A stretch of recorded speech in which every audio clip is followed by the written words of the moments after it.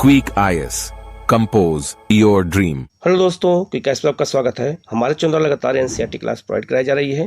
ये NCERT class 9th science का NCERT है। इसके सारे चैप्टर को हमें करना है एक एक करके। यहाँ से क्वेश्चन बहुत ज़्यादा एग्जाम में पूछे जाते हैं और बहुत ही व्यवहारिक जो है चैप्टर है और यहाँ से क्वेश्चन की संख्या ज़्यादा होती है। और साइंस को अगर हमें अपनी मजबूत करना है तो हमें एनसीईआरटी को बहुत बेसिक एनसीईआरटी को अच्छे से पढ़ने की ज़रूरत है। और हमारा प्रयास भी वही है कि आपको एनसीईआरटी बहुत बेसिक तरीके से बताई जाए। तो आप लोग इसको वीडियो को अंत तक देखिएगा। कहीं कोई डाउट होता है कमेंट करके पूछेगा। आप लोग चैनल को सब्सक्राइब कर लीजिएगा, बेल आइकन को प्रेस कर लीजिएगा, जिससे इस तरह क्लास आपको लगातार मिलती रहे। हम लोग पहले विषय सूची देखेंगे और फिर हम लोग चैप्टर की ओर शुरू करेंगे। ये क्लास 9th एनसीईआरटी साइंस का विषय सूची है। पहला जो चैप्टर है हमारे आसपास के पदार्थों के जो रूप बदलते हैं उनके बारे में बताया गया है। दूसरा है क्या हमारे आसपास के पदार्थ शुद्ध हैं, तो मिश्रण किसे कहते हैं, विलयन किसे कहते हैं, इनके बारे में बताया गया है। परमाणु और अणु किसे कहते हैं, परमाणु की संरचना क्या होती है, जीवन की जो है मौलिक इकाई क्या होती है जिसे हम लोग कोशिका कहते हैं। तो इस वाले जो 5 नंबर चैप्टर है इसमें हम कोशिका के बारे में पढ़ेंगे। ऊतक टिश्यू किसे कहते हैं, गति क्या होती है, बल और गति के नियम क्या होते हैं, गुरुत्वाकर्षण क्या होता है, कार्य और ऊर्जा, ध्वनि क्या होती है और खाद्य संसाधनों में सुधार कैसे किया जाए, इसके बारे में हम देखेंगे। और इससे जुड़े हुए सारे चैप्टर के जो है क्वेश्चन आंसर को भी हम यहाँ पर एक एक करके देखेंगे कि जितने भी चैप्टर 12 चैप्टर हैं 12 चैप्टर कौन कौन से क्वेश्चन बन सकते हैं, उस क्वेश्चन की भी चर्चा हम अलग वीडियो में करेंगे। तो पूरे एनसीईआरटी के क्वेश्चन आपको लगभग जो है 150 क्वेश्चन आपको अलग से मिल जाएंगे। तो आपको एक तरह से प्रैक्टिस हो जाएगी कि एनसीईआरटी क्वेश्चन कैसे बन सकते हैं और कैसे हमारे क्वेश्चन सही हो सकते हैं। हम लोग शुरू करते हैं सीधे लेसन की ओर। क्लास 9th साइंस एनसीईआरटी का ये पहला चैप्टर है हमारे आसपास के पदार्थ। जो ये पदार्थ होते हैं इनके जो रूप बदलते हैं उनके बारे में पढ़ना है। ठीक है, तो यहाँ बहुत डिटेल में एक चीज़ को पढ़ेंगे और उनके उदाहरण को भी हम बिल्कुल देखते हुए आगे बढ़ेंगे। लिखा है हमारे चारों ओर नज़र दौड़ाने पर हमें विभिन्न प्रकार की वस्तुएं नजर आती है जिनका आकार, आकृति और बनावट अलग अलग होता है। अगर हम कोई भी वस्तु देखते हैं तो सबके आकार, आकृति और बनावट क्या है, सबके अलग अलग हैं। इस विश्व में प्रत्येक वस्तु जिस सामग्री से बनी होती है उसे वैज्ञानिकों ने पदार्थ नाम दिया है। याद रखना, विश्व में चाहे जो भी चीज़ बनी होगी वो किसी न किसी पदार्थ से बनी होगी, इसलिए उन्हें जो है प्रत्येक वस्तु की जो सामग्री होती है, कच्चा पदार्थ होता है, चाहे जो भी हो, उसको वैज्ञानिकों ने पदार्थ नाम दिया है। जिस हवा में हम श्वास लेते हैं, जो भोजन हम खाते हैं, पत्थर, बादल, तारे, पौधे, पशु, यहाँ तक कि पानी की एक बूंद या रेत का एक कण, ये सभी पदार्थ है। मतलब कि हर चीज क्या है, ये पदार्थ है। लेकिन पदार्थ का आकार, आकृति और बनावट क्या होती है, सबकी अलग अलग होती है।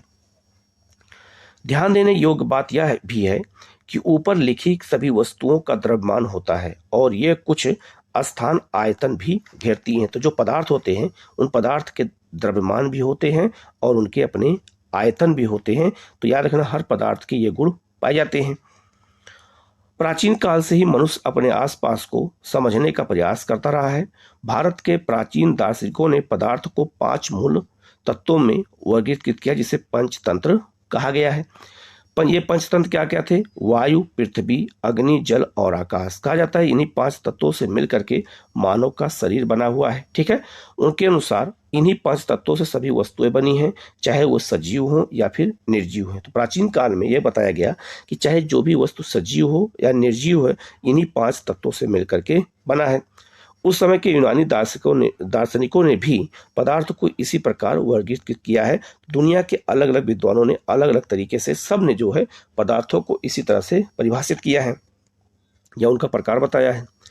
आधुनिक वैज्ञानिकों ने पदार्थ को भौतिक गुणधर्म और रासायनिक प्रकृति के आधार पर 2 प्रकार से वर्गीकृत किया गया है। ठीक है, तो जो आज आधुनिक वैज्ञानिक हैं उन्होंने पदार्थ को भौतिक गुणधर्मों के आधार पर और रासायनिक परिवर्तन के प्रकृति के आधार पर 2 तरह से बांट दिया, एक भौतिक और एक रासायनिक। ये कौन बांटा है, आधुनिक वैज्ञानिकों ने।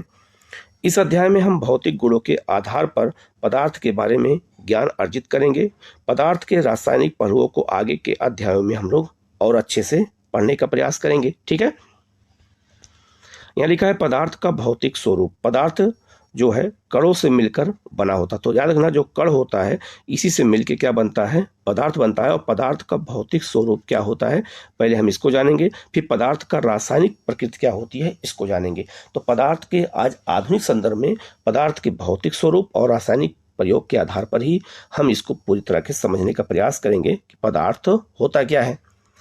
लिखा है, बहुत समय तक पदार्थ की प्रकृति के बारे में दो विचारधाराएं प्रचलित थी। एक विचारधारा का यह मानना था कि पदार्थ लकड़ी के टुकड़े की तरह सतत होते हैं, ठीक है, परंतु अन्य विचारधारा का मानना था कि पदार्थ रेत की तरह के कणों से मिलकर बने होते हैं, ठीक है। आइए एक क्रियाकलाप के द्वारा पदार्थ के स्वरूप के बारे में निर्णय करते हैं कि सतत हैं या कणों से बने हुए हैं, ठीक है। तो क्रियाकलाप यहाँ पे दिया गया है। लिखा है कि एक जो है 100 ml का बीकर लें।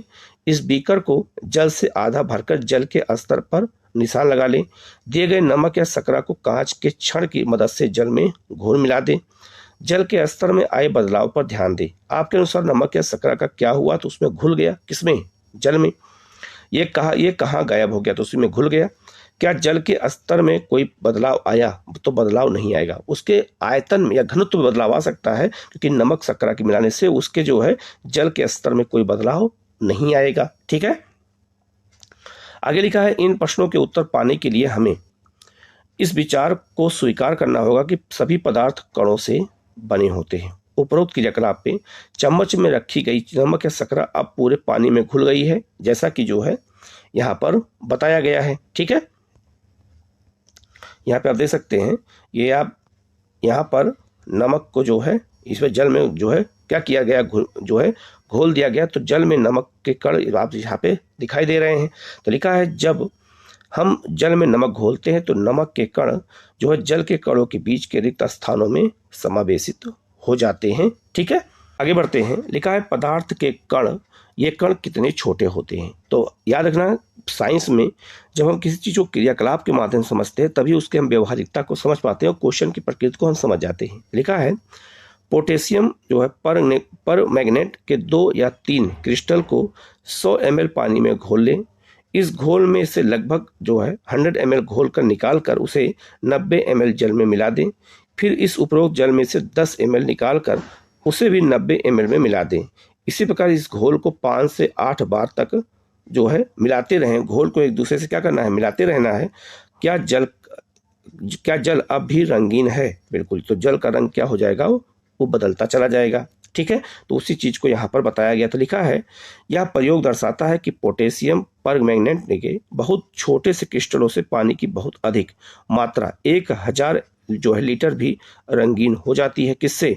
पोटेशियम जो परमैंगनेट से। इससे हम ये निष्कर्ष निकाल सकते हैं कि पोटेशियम जो है परमैंगनेट के केवल एक क्रिस्टल में कई सूक्ष्म कण होते हैं और ये कण छोटे छोटे कणों में विभाजित होते हैं। याद रखना, एक छोटा सा कण पोटेशियम परमैंगनेट का जो है क्या करता है, तो ये जो है जल को जो है घोल में मिला देगा, उसके रंग को परिवर्तित कर देता है। इसका मतलब उसके जो छोटा सा कण है उसमें भी छोटे छोटे कणों से मिलकर, सूक्ष्म कणों से मिलकर के ये बना हुआ है। अतः इस स्थिति में ये कण और छोटे भागों में विभाजित नहीं किए जा सकते हैं। पोटेशियम जो है परमैंगनेट की जगह जो है 2 ml डेटॉल से भी हम इसे क्रियाकलाप से दर्शा सकते हैं। लगातार जो है तनुकृत होने पर भी उसकी महक हमें मिलती रहती है। तो लिखा है, पदार्थ के कण बहुत छोटे होते हैं, इतने छोटे कि हम कल्पना भी नहीं कर सकते हैं। तो पदार्थ के कण बहुत छोटे होते हैं। आजकल देखा होगा माइक्रो, नैनो, इन सब के भी शब्दों का यूज किया जाता है पदार्थों के आकार को लेकर के। आगे लिखा है, अब पदार्थ के कणों के अभिलक्षणिक गुण क्या होते हैं। जो पदार्थ होते हैं उनके लक्षण क्या होते हैं उन कणों के। तो पदार्थ के कणों के बीच रिक्त स्थान होता है। तो पदार्थ जैसे मान लीजिए 2 पदार्थ हैं, तो 2 पदार्थों के बीच में दो कण होते हैं, उनके बीच में जो है रिक्त स्थान होता है। तो उसी को यहाँ पर एक क्रियाकलाप के माध्यम से समझाया गया है। तो लिखा है, क्रियाकलाप 1.1 और क्रियाकलाप 1.2 में नमक, शर्करा, डेटॉल या पोटेशियम परमैंगनेट के कण समान रूप से पानी में जो है वितरित हो गए। इसी प्रकार जब हम चाय, कॉफ़ी या नींबू पानी में बनाते हैं तो एक पदार्थ के कण दूसरे पदार्थ के कणों से रिक्त स्थानों में समावेशित हो जाते हैं। ठीक है, जैसे मान लीजिए हम नींबू पानी मिलाते हैं, तो चाहे हम नींबू पानी मिलाएं, पानी नींबू मिलाएं, तो दोनों के कण क्या होते हैं, एक दूसरे में समावेशित हो जाते हैं। यह दर्शाता है कि पदार्थ के कणों के बीच पर्याप्त रिक्त स्थान होता है। ठीक है, आगे लिखा है पदार्थ के कण निरंतर गतिशील होते हैं। तो जो पदार्थ के कण होते हैं, और याद रखना जो कण से ही पदार्थ बनते हैं, तो पदार्थ के जो कण होते हैं वो निरंतर गतिशील होते हैं। कैसे? अपनी कक्षा के किसी कोने में एक बुझी हुई अगरबत्ती रखें, उसकी सुगंध लेने के लिए आपको इसके कितने समीप जाना पड़ सकता है। ठीक है, अब जो है अगरबत्ती जला दें, क्या होगा, क्या दूर से ही इसकी सुगंध आपको मिलती है? अपने जो है इसको हम करके समझ सकते हैं। दूसरा लिखा है जल से भरे 2 गिलास या 2 बीकर लें। पहले बीकर के एक सिरे पर सावधानी से एक बूंद लाल या नीली स्याही डाल दें और दूसरे में शहद डाल दें। इनको घर में या कक्षा के एक कोने में रख दें। जो आप क्या अनुभव उसमें करेंगे, ये क्रियाकलाप के रूप में बताया गया है। लिखा है, उसी का आंसर यहाँ दिया गया है। आगे लिखा है कि स्याही की बूंद डालने के तुरंत बाद आपने क्या देखा? तो स्याही की बूंदें क्या होती है, पानी में फैलने लगती हैं और सतह के ऊपर से फैलती हैं। शहद की बूंद डालने के तुरंत बाद क्या होता है, तो शहद की बूंदें क्या होती है, जल में नीचे की ओर बैठ जाती हैं और घुलती नहीं है। ठीक है, आगे लिखा है स्याही का रंग पूरे जल में एक समान रूप से फैलने में कितने दिन या घंटे लग सकते हैं? तो आप देखेंगे उसमें काफ़ी समय लगता है। अब आते हैं क्रियाकलाप 1.5 पे। एक गिलास गर्म पानी लें और दूसरा ठंडे पानी से भरे गिलास में कॉपर सल्फेट या पोटेशियम पर मैग्नेट का एक क्रिस्टल डालें और एक और रख दें, हिलाएं नहीं। ठीक है, फिर क्या होगा, क्रिस्टल को सतह पर बैठने दें। गिलास में ठोस क्रिस्टल के ठीक ऊपर क्या दिखाई देता है? तो आप देखेंगे कि वो धीरे धीरे गलना शुरू कर देता है। समय बीतने पर क्या होगा, और जो है फैल जाएगा। इससे ठोस और द्रव के कणों के में क्या पता चलता है? तो आपको देखेंगे कि सबके अलग अलग उसका कलर क्या हो जाएगा, चेंज हो जाएगा। क्या तापमान के साथ मिश्रित होने से दर बदलती है? बिल्कुल, उसकी स्पीड क्या हो जाएगी, बदल जाएगी। अब लिखा है यहाँ पे उपरोक्त तीनों क्रियाकलापों से हम निम्नलिखित निष्कर्ष निकाल सकते हैं। तो पहले में क्या है, पदार्थ के कण निरंतर गतिशील होते हैं, अर्थात उनमें गतिज ऊर्जा होती है। तो याद रखना जो पदार्थ होते हैं, यही क्वेश्चन का सेंटेंस बना के आ जाए कि पदार्थ के कण निरंतर गतिशील होते हैं, ये कथन हो जाए और कारण हो जाए उनमें, क्योंकि उनमें गतिज ऊर्जा होती है। तो एक क्वेश्चन बन गया कथन कारण का। दूसरा क्वेश्चन आपको वाक्य बना के दे दिया जाए।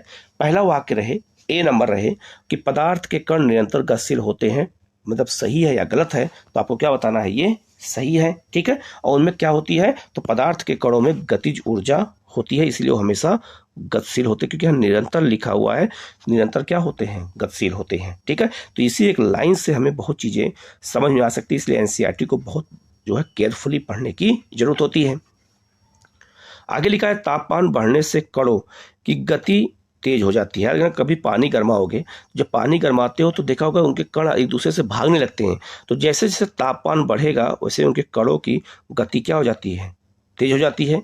इसीलिए हम कह सकते हैं कि तापमान बढ़ने से कणों की गतिज ऊर्जा भी बढ़ जाती है, और तापमान अगर कम होगा तो गतिज ऊर्जा क्या हो जाएगी, कम हो जाएगी, और जो पदार्थ के कण हैं वो गतिशील कम होंगे। तो इसका मतलब है पहले वाले जो ये पैराग्राफ है इसमें तापमान का सारा खेल है। अगर तापमान ज़्यादा है तो पदार्थ के कण गतिशील ज़्यादा होंगे, और पदार्थ के कण अगर वो तापमान कम है तो पदार्थ के जो कण होंगे वो गतिशील कम होंगे, एक तरफ ज़्यादा एक तरफ कम हो जाएंगे। ठीक है, आगे लिखा है उपरोक्त तीनों क्रियाकलापों में हमने देखा कि पदार्थ के कण अपने आप ही एक दूसरे के साथ अंतः मिश्रित हो जाते हैं। ऐसा कणों के निरंतर स्थानों में समावेशन के कारण होता है। दो विभिन्न पदार्थों के कणों का स्वतः मिलना ही विसरण कहलाता है। हमें यह भी पता है कि गर्म करने पर विसरण तेज हो सकता है।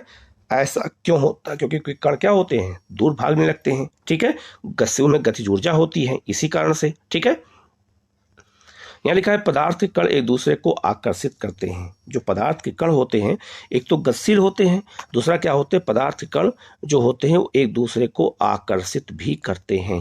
कैसे? इस खेल को एक मैदान में खेलें।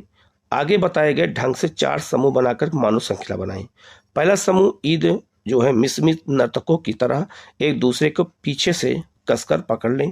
ठीक है। जैसे यहाँ पर एक डांस हो रहा है, या नॉर्थ ईस्ट का मिसमी जो जनजाति है अरुणाचल प्रदेश में, उसका डांस है। ठीक है। दुखा है दूसरा समूह एक दूसरे का हाथ पकड़कर मानव श्रृंखला बना ले। तीसरा समूह केवल उंगली के सिरे से छूकर एक श्रृंखला बना ले, मतलब एक पकड़ करके, एक मतलब कमर पकड़ के, एक हाथ पकड़ के और एक उंगली पकड़ के।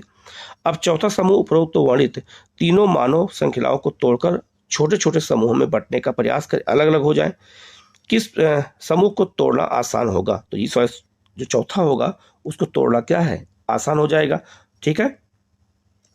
यदि हम प्रत्येक विद्यार्थी को पदार्थ का एक कण माने तो किस समूह में कणों के एक दूसरे के सबसे अधिक बल से पकड़ लेंगे? जो कमर पकड़ के खड़े हैं, जो यहाँ पर लड़कियां डांस कर रही हैं कमर पकड़ के, तो यहाँ पर जो है ज़्यादा जो है क्या होगा, एक दूसरे को पकड़े रहेंगे, जो आपस में निकाह हट नहीं सकते हैं। ठीक है। आगे लिखा है, अगला क्रियाकलाप क्या है?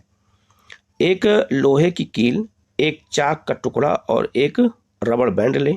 इन पर हथौड़ा मार करके, काट करके या खींच करके उसे भंगुर करने का प्रयास करें, मतलब तोड़ने का प्रयास करें।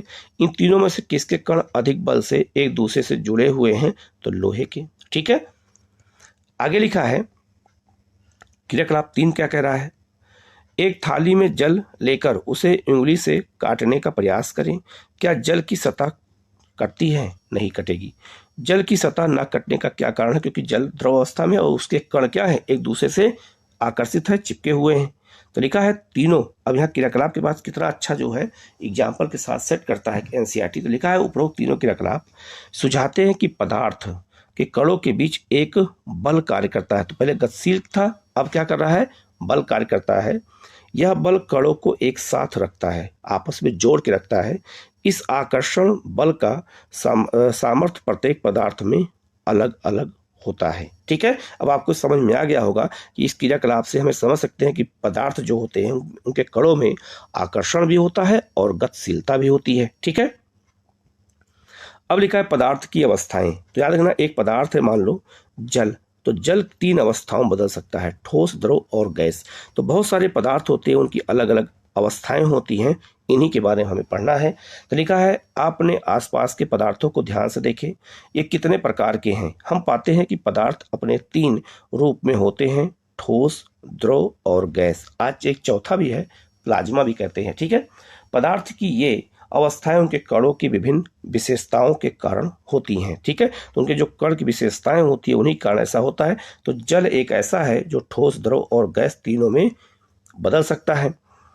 अब हम पदार्थ की तीनों अवस्थाओं के गुणों का विस्तार से क्या करेंगे, हम अध्ययन करेंगे। पहले हम ठोस की बात करेंगे, ठीक है, फिर द्रव की और फिर हम गैस की बात करेंगे। तो ठोस की बात करें तो लिखा है क्रियाकलाप में निम्नलिखित वस्तुओं को एकत्र करें, पेन, किताब, सुई और लकड़ी की छड़ को। ठीक है। आगे लिखा है इन वस्तुओं के चारों ओर पेंसिल घुमाकर इनके आकार का रेखांकित करें। क्या इन सभी का निश्चित आकार, स्पष्ट सीमाएं और स्थिर आयतन होगा? बिल्कुल होगा। इन पर हथौड़ा मारने जो है, ये क्या कहते हैं, खींचने या गिराने से क्या होता है? तो कोई टूट सकता है, कोई नहीं टूटेगा। क्या इनका एक दूसरे से विसरण संभव है? तो किसी का होगा। विसरण मतलब अलग होना। बल लगाकर इसको संपीड़ित करने का प्रयास करें। क्या इसका संपीड़न संभव है? मतलब क्या इसको दबाया जा सकता है? तीसरी चीज के बारे में पूछा गया है, तो यहाँ इसका एग्जाम्पल दे दिया गया है। लिखा है उपरोक्त सभी उदाहरण ठोस के हैं। हम देख सकते हैं कि इन सभी का एक निश्चित आकार है, स्पष्ट सीमाएं हैं तथा स्थिर आयतन यानी नगण्य संपीड़ितता होती है।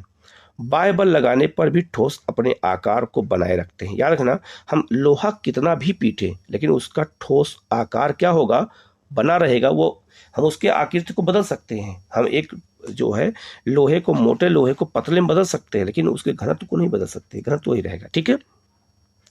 बल लगाने पर ठोस टूट सकते हैं लेकिन उनका आकार नहीं बदलता है। अब समझ में आ गया। हम ठोस को कितना भी पीटेंगे तो वो टूट जाएंगे लेकिन उनका वो जो घनत्व है, उनका जो आकार है वो नहीं बदलेगा। उनकी आकृति बदल सकती है। हम एक लोहे से खुरपा बना सकते हैं, एक लोहे से चाकू बना सकते हैं, लेकिन हम उनका आकार नहीं बदल सकते हैं। इसीलिए ये दृढ़ होते हैं। निम्नलिखित पर विचार कीजिए, मतलब ये मजबूत होते हैं। लिखा है रबड़ बैंड को क्या माना जाएगा? क्या खींचकर इसका आकार बदला जा सकता है? क्या ये ठोस है? तो याद रखना, ठोस तो है लेकिन उसके आकार को बदला जा सकता है खींच के। विभिन्न आकार के बर्तनों में रखने पर चीनी और नमक उन्हीं बर्तनों के आकार ले लेते हैं। क्या ये ठोस है? नहीं, ये द्रव अवस्था में है। ठीक है, तो याद रखना जो बर्तन में हम जैसे मान लो अगर हम गिलास में रखते हैं जल या जो है जल को या नमक को, तो क्या होगा, उनका आकार बदल जाता है। तो आकार बदल जाएगा लेकिन वो ठोस बने रहेंगे। स्पंज क्या है? क्या ठोस है, लेकिन फिर भी इसका संपीड़न संभव है या नहीं? तो जो स्पंज होता है वो है तो ठोस ही है, लेकिन जो है क्या है, वस्तु है, ठोस है, लेकिन उसको हम संपीड़ित नहीं कर सकते हैं, दबा नहीं सकते हैं। हम दबाएंगे और जैसे बल हटेगा फिर अपनी पुरानी अवस्था में वो क्या होगा, बदल जाएगा। ठीक है, अब आगे बढ़ते हैं। लिखा है जो है इसका संपीड़न संभव है। क्यों? ये सभी ठोस हैं, क्योंकि बाह्य बल लगाए जाने पर रबड़ बैंड का आकार बदलता है और बल हटा लेने पर यह पुनः अपने मूल आकार में आ जाता है। अत्यधिक बल लगाने पर यह टूट जाता है, जैसा मैंने भी आपको बताया। दूसरा है, चाहे हम शक्कर या नमक को अपने हाथ में लें या किसी प्लेट या जो है जार में रखें, इसके क्रिस्टलों के आकार नहीं बदलते, वैसे रहते हैं। स्पंज में बहुत छोटे छिद्र होते हैं जिनमें वायु का समावेश होता है। जब हम इसे दबाते हैं तो वह वायु बाहर निकलती है, जिससे उसका संपीड़न संभव हो जाता है। संपीड़न संभव हो जाएगा लेकिन दब तो जाएगा, लेकिन फिर आप पुनः उसी आकार में वो क्या हो जाएगा, पहुंच जाएगा। ठीक है, आगे लिखा है क्रियाकलाप। अब आते हैं द्रव अवस्था। हम द्रव अवस्था की बात कर लेते हैं। तो लिखा है क्रियाकलाप पे निम्नलिखित वस्तुओं को एकत्र कीजिए: जल को, खाना पकाने का तेल को, दूध को, जूस को, शीतल पेय। ये सब क्या है? ये सब लिक्विड है। विभिन्न आकार के बर्तन, प्रयोगशाला के एक मापक सिलेंडर की सहायता से इन बर्तनों में 50 ml पर निशान लगा लें, मतलब सबको एक एक बर्तन में रख लें। इन द्रवों को फर्श पर डाल देने पर क्या होगा? किसी एक द्रव का 50 ml माप कर विभिन्न बर्तनों में क्रमशः एक एक करके डालें। क्या प्रत्येक बार आयतन एक समान रहता है? नहीं, सबका अलग अलग हो जाएगा। क्या द्रव का आकार एक समान रहता है? ये क्वेश्चन तो पूछ रहा है, इसी का आंसर भी दिया जाएगा। द्रव को एक बर्तन से दूसरे बर्तन में जो है उड़ेलने पर क्या वह आसानी से बहता है? तो कोई बहता है और कोई आसानी से नहीं बहता, जैसे तेल हो गया, जल हो गया, दोनों में अंतर है। परीक्षण से हम यह पाते हैं कि द्रव का आकार नहीं लेकिन आयतन निश्चित होता है। याद रखना, जो द्रव होता है उसका आयतन निश्चित होता है, आकार नहीं होता। यह भी क्वेश्चन बन सकता है। जिस पदार्थ में इन्हें रखा जाए तो ये उसी का आकार ले लेते हैं। जैसे अगर मान लीजिए एक बोतल में भी हम पानी रखें तो आकार बदल जाएगा। एक बड़े से जो है हम सुराही में अगर उसको रखते हैं तब आकार बदल जाएगा।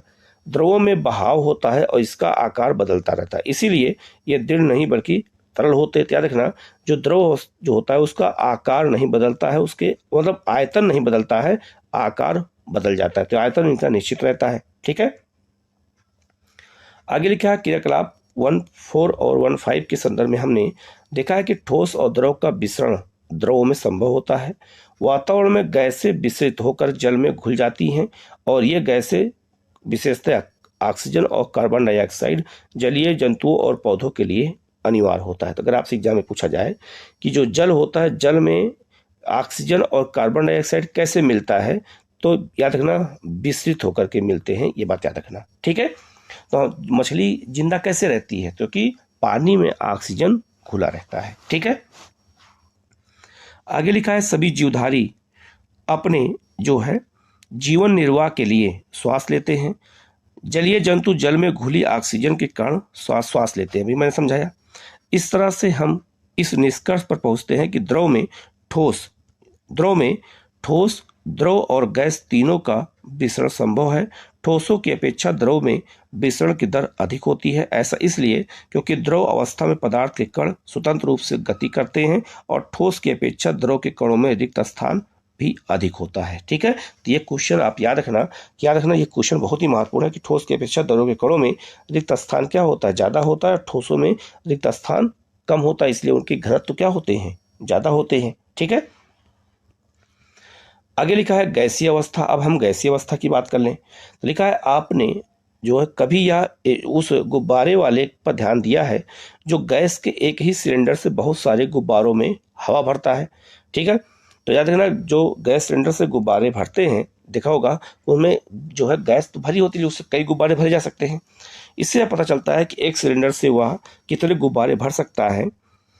उससे पूछे कि सिलेंडर में कौन सी गैस भरी होती है। तो सिलेंडर में कौन सी गैस भरी होती है, तो सिलेंडर में या तो ऑक्सीजन होगी या तो कार्बन डाइऑक्साइड होगी, ठीक है, नाइट्रोजन भी हो सकता है। तो लिखा है 100 ml की 3 जो है सीज लें और उनके सिरे को रबड़ के कार्क से बंद करें, ठीक है। सभी जो है सिरिंजों के पिस्टन को हटा लें। पहली सिरिंज में हवा मतलब रहने दें, दूसरी में जल और तीसरी में चाक के टुकड़े। मतलब एक सिरिंज लो और सिरिंज में जो है तीनों अवस्थाओं की चीज़ों को रखो, जैसे हवा गैस हो गया, जल द्रव हो गया और चाक ठोस हो गया। पिस्टन को वापस सिरिंज में लगाएं और सिरिंज के पिस्टन को गतिशीलता मतलब आसान करने के लिए उस पर थोड़ी जो है वैसलीन लगा दें। अब पिस्टन को सिरिंज में डालकर संपीड़ित करने की कोशिश करें, मतलब उसे दबाने की कोशिश करें। इस सिरिंज को अगर हम दबाते हैं तो ठीक है, तो क्या प्रभाव पड़ेगा, तो इसी के बारे में यहाँ पर बताया गया। अभी आप देख सकते हैं ये पूरा गैस है, ठीक है। तो लिखा है यहाँ पे, आपने क्या देखा, किस स्थिति में पिस्टन आसानी से अंदर चला जाएगा, अपने जो है प्रेशर को आसानी से अनुमान लगा सकते हैं। तो लिखा है उत्तर में क्या कह रहा है, लिखा है कि हमने देखा है कि ठोसों और द्रवों की तुलना में गैसों की संपीड़ितता काफ़ी अधिक होती है उनको दबाने में। हमारे घरों में खाना बनाने में उपयोग की जाने वाली द्रवीकृत पेट्रोलियम गैस एलपीजी या अस्पतालों में दिए जाने वाले ऑक्सीजन सिलेंडर में संपीड़ित गैस होती है। आजकल वाहनों में ईंधन के रूप में संपीड़ित प्राकृतिक गैस सीएनजी का उपयोग होता है। संपीड़ितता काफ़ी अधिक होने के कारण गैस के अत्यधिक आयतन को एक कम आयतन वाले सिलेंडर में संपीड़ित किया जा सकता है और आसानी से एक स्थान से दूसरे स्थान पर भेजा जा सकता है, ठीक है। ऐसा देखा होगा, हम लोग भी यही करते हैं, छोटे सिलेंडर में बड़े सिलेंडर में क्या करते हैं, इसको हम भर देते हैं। आगे लिखा है, हमारी नाक तक पहुंचने वाली गंध से बिना जो है रसोई में प्रवेश किए ही हम जान सकते हैं कि क्या पकाया जा रहा है। ये गंध हम तक कैसे पहुंचती है, खाने की गंध के कण वायु में मिल जाते हैं। ध्यान रखना, कभी कभी जो कोई खुशबू आती है खाने की तो हम कैसे पहचान लेते हैं कि क्या बन रहा है। तो इसका मतलब है जो खाने के जो कण होते हैं, गंध के कण होते हैं, वो वायु में मिल जाते हैं और रसोई से फैलकर हम तक पहुंचते हैं। या गंध के कण और दूर भी जा सकते हैं। पके हुए गर्म खाने की महक हमारे पास तक कुछ ही क्षणों में पहुंच जाती है। तो याद रखना, गर्म खाने की जो महक होती है वो हमारे तक जल्दी पहुंच जाती है। क्यों? क्योंकि कण गर्म करने में गतिशील होते हैं और जल्दी तेज भागते हैं। इसकी तुलना ठोस और द्रव के विसरण से करें। कणों की तेज गति और अत्यधिक रिक्त स्थानों के कारण गैसों का अन्य गैसों में विसरण बहुत तीव्रता से होता है। अब इसी चीज को आप अच्छे से समझ गए होंगे, ठीक है। यहाँ देख सकते हैं कि जो ठोस होता है और जो द्रव होता है और जो क्या है गैस होता है, तीनों का विसरण का तरीके क्या है, अलग अलग तरीके से है। इसी चीज को यहाँ पर समझाया गया है, ठीक है। यहाँ लिखा भी है कि जो है ABC पदार्थ की 3 अवस्थाएं कणों के योजनाबद्ध जो है अवधित चित्रण है। तीनों अवस्थाओं में कणों की गति को देखा जा सकता है और उनकी तुलना की जा सकती है। तो तीनों में गतियां क्या होती हैं, अलग अलग होती हैं, ठीक है। आगे यहाँ लिखा है जो है गैसीय अवस्था में कणों की गति अनियमित और अत्यधिक तीव्र होती है। तो याद रखना, जो गैसीय अवस्था है उसे जो कणों की जो गति है वो अनियमित होती है और तीव्र होती है। इस अनियमित गति के कारण ये कण आपस में एक बर्तन के दीवारों से टकराते हैं और बर्तन की दीवार पर गैस कणों द्वारा जो है प्रति इकाई क्षेत्रफल लगे बल के कारण गैस का दबाव बनता है, ठीक है। तो जब कभी पानी गर्म करते हैं तो पानी जैसे ही गर्म करते हैं तो देखा होगा उसके भी कण आपस में टकराते रहते हैं और तेजी से एक दूसरे से दूर भागते हैं। तो गैसों में भी ऐसे ही होता है और द्रव में भी होता है, ठीक है। अब लिखा है, क्या पदार्थ अपनी अवस्था को बदल सकते हैं? बिल्कुल बदल सकते हैं। जैसे जल अगर ठोस है तो वो अवस्था में परिवर्तन के द्वारा जो है वो द्रव में बदल सकता है या गैस बदल सकता है, ठीक है। तो लिखा है अपने जो है परीक्षण के से हम जानते हैं कि जल पदार्थ की तीनों अवस्थाओं में रह सकता है, ठीक है। ठोस जैसे आपका बर्फ के रूप में, द्रव जैसे जल के रूप में और गैस जैसे जलवाष्प के रूप में। अवस्था बदलने के दौरान पदार्थ के अंदर क्या होता है? तो याद रखना, कुछ आयतन और द्रव्यमान भी बदल सकता है, घनत्व बदल सकता है जब अवस्था परिवर्तन होगा। तो कैसे, उस चीज को समझना है।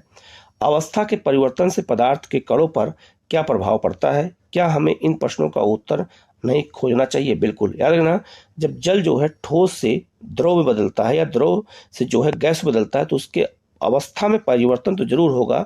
तो अवस्था में जो परिवर्तन होगा वो आकार में होगा, आकृति में होगा, कैसे होगा, हमें इस चीज को यहाँ पर समझना है। तो यहाँ पर हम पहले देखेंगे, लिखा है आपका तापमान परिवर्तन का प्रभाव। पहले हम तापमान परिवर्तन पे प्रभाव पे बात करेंगे। तो लिखा है एक बीकर में 150 ग्राम बर्फ का टुकड़ा लें और जो है उसमें प्रयोगशाला में प्रयुक्त थर्मामीटर्स को इस प्रकार लटका दें कि थर्मामीटर का बल्ब बर्फ को छू रहा हो। ठीक है। धीमी आंच पर बीकर को गर्म करना शुरू करें। जब बर्फ पिघलने लगे तो तापमान नोट करें। जब संपूर्ण बर्फ पिघल जल में परिवर्तित हो जाए तो पुनः तापमान नोट करें। तो तापमान में याद रखना, जब जल पिघलना शुरू करे तब तापमान कितना होगा, और जब बिल्कुल उबल जाए जल जो है बर्फ पे बिल्कुल बदल जाए तो तापमान क्या होता है ना, दोनों का अलग अलग होगा। ठीक है। तो याद रखना, जब बर्फ पिघलना शुरू करेगी तो इसका मतलब तापमान 0 से 1 हो गया, लेकिन जब जो है जल जो है उबलने लगे तो तापमान कितना हो जाएगा, 100 हो जाएगा। ठोस से द्रव अवस्था में होने वाले परिवर्तन में उसको नोट करें। अब बीकर में याद रखना, जितने ये क्वेश्चन यहाँ प्रयोगशाला में दिए गए, प्रयोग एक क्रियाकलाप पे दिए जा रहे हैं, सबके आंसर आगे दिए गए हैं। ठीक है। इसलिए इसको हमें समझ करके आंसर निकालने की क्षमता हमारी बढ़ती है। तो लिखा है अब बीकर में एक कांच के छड़ डालें और हिलाते रहें, हिलाते हुए गर्म करें और जब तक वह उबल ना जाए। थर्मामीटर को की माप पर बरकरार नजर रखें जबकि अधिकतर जल वाष्प न बन जाए। जल के द्रव अवस्था में गैसीय अवस्था में परिवर्तन को नोट करें।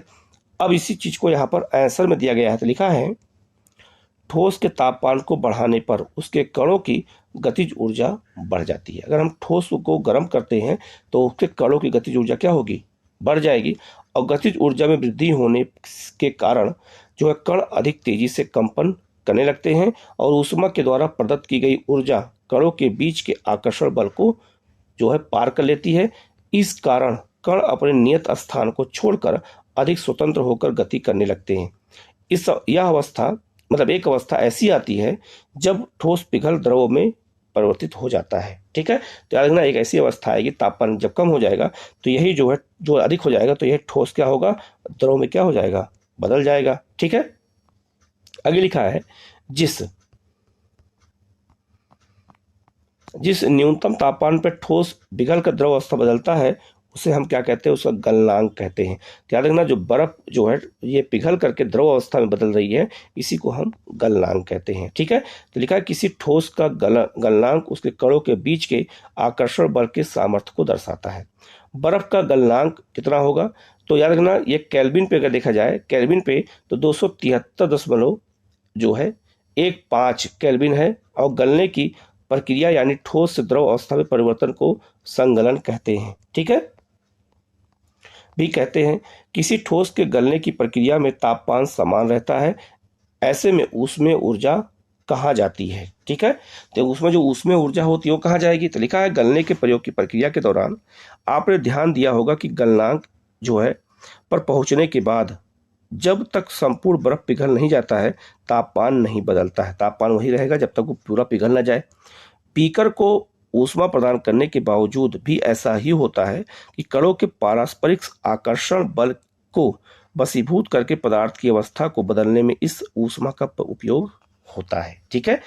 लिखा है चूंकि तापमान में बिना किसी तरह की वृद्धि दर्शाए इस ऊष्मीय ऊर्जा को बर्फ अवशोषित कर लेती है और यह माना जाता है कि एक बीकर में ली गई सामग्री में छुपी रहती है जिसे गुप्त ऊष्मा कहते हैं। तो याद रखना, उस बर्फ पे गुप्त ऊष्मा क्या होती है, छुपी रहती है।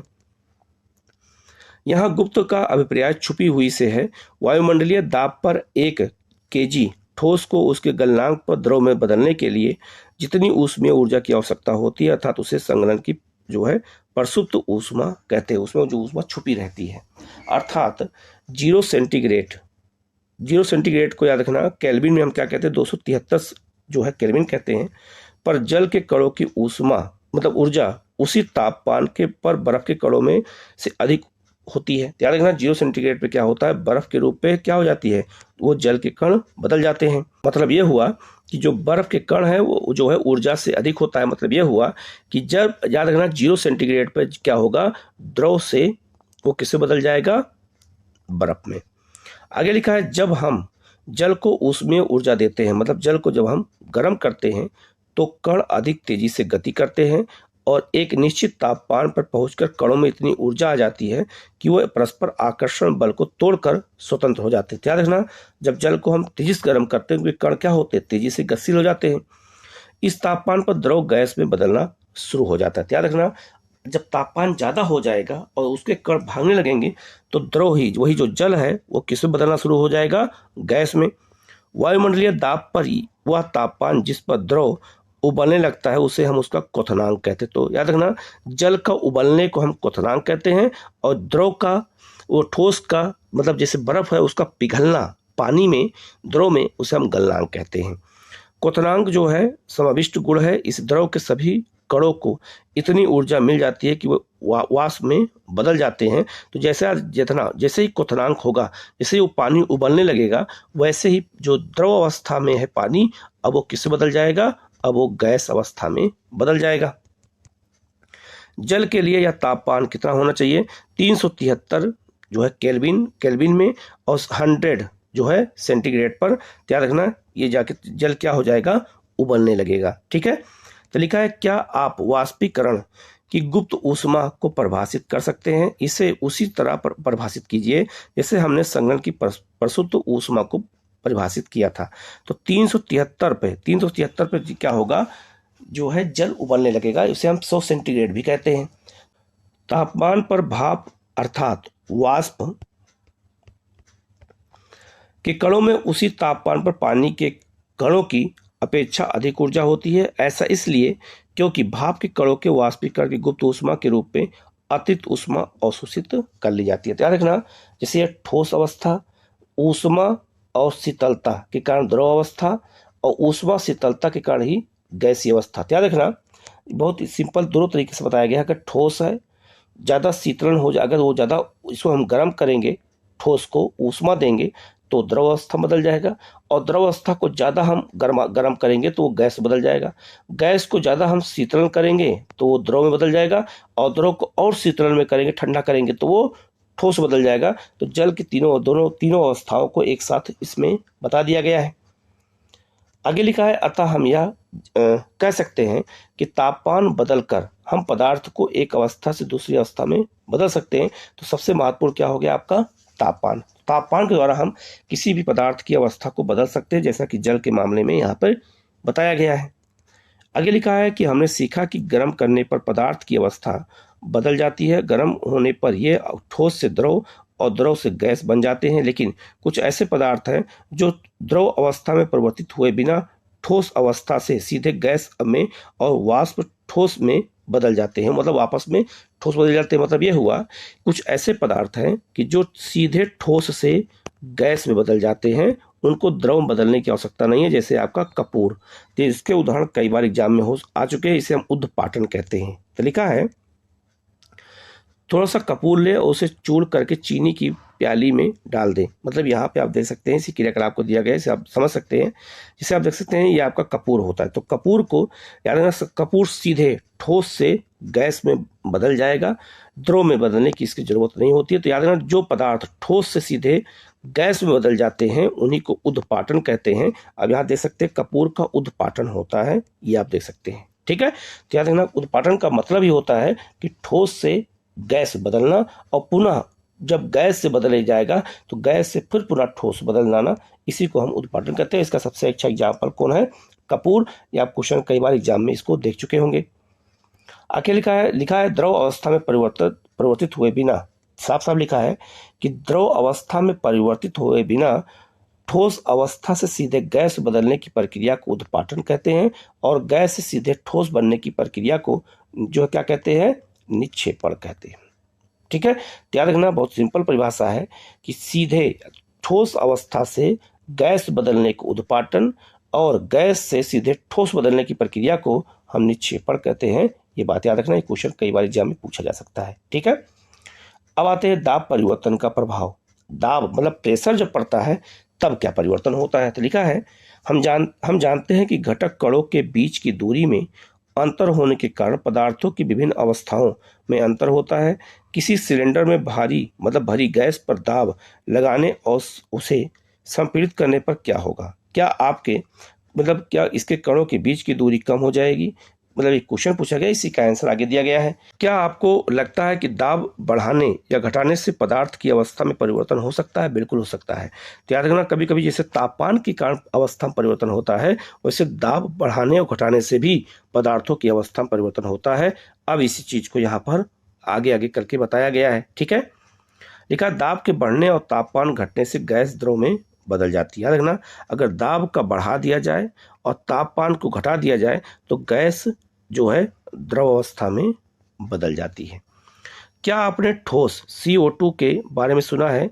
इसे उच्च दाब पर संग्रहित किया जाता है। जब वायुमंडलीय दाब का माप एक जो है क्या होता है, तो एटमॉस्फियर में हो तो ठोस CO2 द्रव अवस्था में बिना आए सीधे गैस में परिवर्तित हो जाती है। ठीक है, ध्यान रखना, जो चीज द्रव से सीधे गैस से परिवर्तित हो जाए उसको कहा गया तो ठोस में आए बिना ही। ठीक है,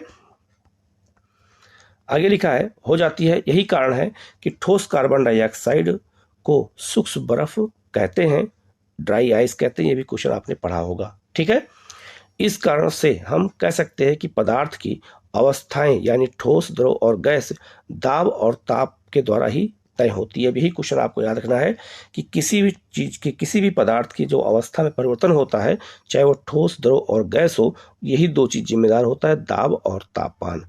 प्रेशर और टेम्परेचर यही जिम्मेदार होता है किसी पदार्थ की अवस्था को बदलने के लिए। अब इस चीज को आप अच्छे से समझ गए होंगे। यहाँ लिखा भी है जैसे ठोस है, ठोस को याद रखना, हम जो है क्या कर सकते हैं, संघनन के द्वारा द्रव बदल सकते हैं, वाष्पीकरण के द्वारा इसके हम गैस में, और जो है किसके द्वारा, निक्षेपण के द्वारा बिना हम ठोस बदल सकते हैं। ठीक है, आगे लिखा है जैसे ठोस है, ठोस को उद्पाटन के द्वारा हम गैस बदल सकते हैं, गैस को संघनन के द्वारा हम द्रव बदल सकते हैं, और द्रव को हम जमना के द्वारा जो है ठोस बदल सकते हैं। तो एक तरह से आप देख सकते हैं कि तीनों अवस्थाओं का परिवर्तन यहाँ हो रहा है तापमान और दाब के कारण। ठीक है, अब आते हैं वाष्पीकरण किसे कहते हैं। याद रखना, जब तापमान ज्यादा हो तो पानी गर्म होकर के भाप बनने लगता है, तो उसको हम वाष्पीकरण कहते हैं। तो जब जल से गैस में जो तालाब का क्षेत्र हो, चाहे नदी का क्षेत्र हो, तो वहां पे जब सागर के क्षेत्र से जैसे अगर तापमान बढ़ने से जो वाष्पीकरण होता है, उसको हम मतलब गैस बदलता है, उसको हम वाष्पीकरण कहते हैं। लेकिन जो पौधे होते हैं, पौधों से जो जल गैस अवस्था में बदलता है उसको हम वाष्पोत्सर्जन कहते हैं। ये बात याद रखना। तो यहाँ लिखा है पदार्थ की अवस्था बदलने के लिए क्या सदैव ऊष्मा देना या दाब बदलना आवश्यक है? क्या आपने दैनिक जीवन से आप ऐसा कोई उदाहरण दे सकते हैं जिनमें बिना क्वथनांक मतलब जो है उबाल किए पहुंचने से हुए क्या कोई द्रव वाष्प अवस्था बदल सकती है? मतलब अगर ये हुआ, कहने मतलब ये है कि कोई ऐसा द्रव है जिसको गर्म ना किया जाए फिर भी वो जो है गैस में परिवर्तित हो जाए। जल को खुला छोड़ देने पर वह धीरे धीरे वाष्प में परिवर्तित हो जाता है। ठीक है, एक शॉर्ट में नोट दिया गया है, एटमॉस्फियर गैसीय दाब के मापन का मात्रक है। एसआई का दाब का एसआई मात्रक पास्कल है, आप सबको पता होगा। और वायुमंडल में जो है वायु का दाब वायुमंडलीय दाब कहलाता है, और समुद्र की सतह पर वायुमंडलीय दाब एक जो है एटमॉस्फेयर होता है, इसे सामान्य दाब कहते हैं। तो सबसे अधिक दाब कहाँ होता है? समुद्र की सतह पर होता है, ये भी आपको याद रखना है। आगे लिखा है गीले कपड़े सूख जाते हैं, इन दोनों उदाहरणों में जल क्या होता है? तो याद रखना, जो गीले कपड़े अगर सूख जाते हैं तो इसका मतलब यह हो गया कि जल गैस अवस्था में बदल गया, जिसे हम वाष्पीकरण कहते हैं। लिखा है हम जानते हैं कि पदार्थ के कण हमेशा गतिशील होते हैं और जो है कभी रुकते नहीं हैं। एक निश्चित तापमान पर गैस, द्रव या ठोस के कणों में विभिन्न मात्रा में गतिज ऊर्जा होती है। द्रवों में सतह पर स्थित कणों के कुछ अंशों में इतनी गतिज ऊर्जा होती है कि वो एक दूसरे कणों के आकर्षित बल से मुक्त हो जाते हैं। क्वथनांक मतलब जल का उबलना से कम तापमान पर द्रव के वाष्प में परिवर्तित होने की इस प्रक्रिया को वाष्पीकरण कहते हैं। ठीक है, तो वाष्पीकरण में क्या होता है? द्रव अर्थात जल गैस में या वाष्प में बदल जाता है। वाष्पीकरण को प्रभावित करने वाले कारक क्या होते हैं? तो वाष्पीकरण कैसे प्रभावित होता है? तो लिखा है जो है एक परख नली में जो है 5 ml जल लें और उसे जो है खिड़की के ताप मतलब पास या पंखे के नीचे रख दें। खुली रखी चीनी मिट्टी की प्याली में 5 ml जल रखकर उसे खिड़की के आसपास पंखे के नीचे रख दें। खुली चीनी की मिट्टी के प्याली में 5 ml जल रखकर उसे अपनी कक्षा के किसी अलमारी के अंदर रख दें। मतलब अलग अलग जगह पे पानी को हम भर के रख दें। कमरे के तापमान को नोट करें। इन सभी परिस्थितियों में वाष्पीकरण में लगे समय और दिन को भी नोट करें। याद रखना, हर जगह जो अलमारी में पानी रखा है उसकी वाष्पीकरण की दर क्या होगी, अलग होगी, और जो खिड़की के पास रखा है उसकी दर अलग होगी, और जो है याद रखना, जो खिड़की से जो है कहाँ पर या पंखे के जो है पास रखा है या उससे दूर रखा है, उन सबकी दर क्या होगी, अलग अलग होगी। आगे लिखा है बारिश के दिन में भी इन क्रियाकलापों को करके देखिए। तो बारिश के दिनों में वाष्पीकरण की दर क्या होती है, कम होती है। क्योंकि क्यों ऐसा, क्योंकि जल ज़्यादा वो नमी युक्त जल रहता है, आर्द्रता ज़्यादा रहती है। वाष्पीकरण के निम्नलिखित तथ्यों के बारे में आप क्या जानते, अनुमान लगा सकते हैं। तापमान का प्रभाव सतह पर क्षेत्र और वायु की चाल क्या होती है। तो लिखा है, हम लोग आगे बढ़ते हैं। लिखा है आपने ध्यान दिया होगा कि वाष्पीकरण की दर निम्नलिखित के साथ बढ़ती है। तो वाष्पीकरण की दर कैसे बढ़ती है इसके बारे में बताया गया। तो लिखा है सतह क्षेत्र बढ़ने पर क्या होता है। अब हम जानते हैं कि वाष्पीकरण एक सतही प्रक्रिया है। सतही क्षेत्र जो है बढ़ने पर वाष्पीकरण की दर भी बढ़ जाती है। जैसे कपड़े सुखाने के लिए हम इसे फैला देते हैं। याद रखना, अगर हम कपड़े को फैला देते हैं तो उसका सतही क्या होता है, प्रक्रिया फैल जब बढ़ जाती है तो इसलिए कपड़ा जल्दी से क्या हो जाता है, सूख जाता है, और वाष्पीकरण जो है हर जगह तेजी से होता है। ठीक है। दूसरा उदाहरण क्या है, यही उदाहरण भी हमें क्वेश्चन ज़्यादा पूछे जाते हैं। लिखा है तापमान में वृद्धि। जब हम तापमान में वृद्धि करते हैं तभी वाष्पीकरण की दर क्या होगी, अधिक होगी। तो तापमान बढ़ने पर अधिक कणों को पर्याप्त गतिज ऊर्जा मिलती है जिससे वे वाष्पीकृत हो जाते हैं। तो तापमान के बढ़ने से भी वाष्पीकरण दर अधिक होती है। आर्द्रता में कमी, अगर आर्द्रता मतलब हवा में नमी की मात्रा कम रहेगी तो वाष्पीकरण अधिक होगा। तो लिखा है वायु में विद्यमान जलवाष्प की मात्रा को आर्द्रता कहते हैं। किसी निश्चित तापमान पर हमारे आसपास की वायु में एक निश्चित मात्रा में ही जल वाष्प होता है। जब वायु में जल कणों की मात्रा पहले से अधिक होती है तो वाष्पीकरण की दर क्या हो जाती है, घट जाएगी। अगर आर्द्रता ज़्यादा होगी तो वाष्पीकरण कम होगा। वायु की गति में वृद्धि। याद रखना, अगर कभी हवा बहुत तेज चल रही हो, पवन बहुत तेज चल रही होगी तो वाष्पीकरण की दर क्या हो जाएगी, ज़्यादा हो जाएगी। कभी कभी देखा होगा छतों पर जब तेज हवा चलती है तो हम क्या कहते हैं, यहाँ कपड़ा सुखा दो, तो कपड़ा क्या होगा, जल्दी सूख जाएगा क्योंकि हवा तेज चल रही है। लिखा है कि हम जानते हैं कि तेज वायु में कपड़े जल्दी सूख जाते हैं। उदाहरण दे दिया गया है, वायु के तेज होने से जलवाष्प के कण वायु के साथ उड़ जाते हैं जिससे आसपास के जलवाष्प की मात्रा घट जाती है। तो इससे वो वाष्पीकरण क्या होता है, बढ़ जाता है। आगे लिखा है वाष्पीकरण के कारण शीतलता कैसे होती है। शीतलता मतलब कि वो जो है कैसे फिर दोबारा जो है ठंडा होता है। मतलब वो दोबारा मतलब जो वाष्पीकरण से जल बन गया है गैस में, वो पुनः द्रव में कैसे बदलता है। तो लिखा है खुले हुए बर्तन में रखे द्रव में निरंतर वाष्पीकरण होता रहता है। वाष्पीकरण के दौरान कम हुई ऊर्जा को पुनः प्राप्त करने के लिए द्रव के कण अपने आसपास के ऊर्जा अवशोषित कर लेते हैं। इस प्रकार आसपास से ऊर्जा के अवशोषित होने के कारण शीतलता हो जाती है। ठीक है। लिखा है जब आप जो है एसीटोन या नाखूनों की पॉलिश हटाने वाले द्रव को अपनी हथेली पर गिराते हैं तो क्या होता है, इसके कण अपनी आपकी हथेली या उसके आसपास के से ऊर्जा प्राप्त कर लेते हैं और वाष्पीकृत हो जाते हैं जिससे हथेली पर शीतलता महसूस होती है।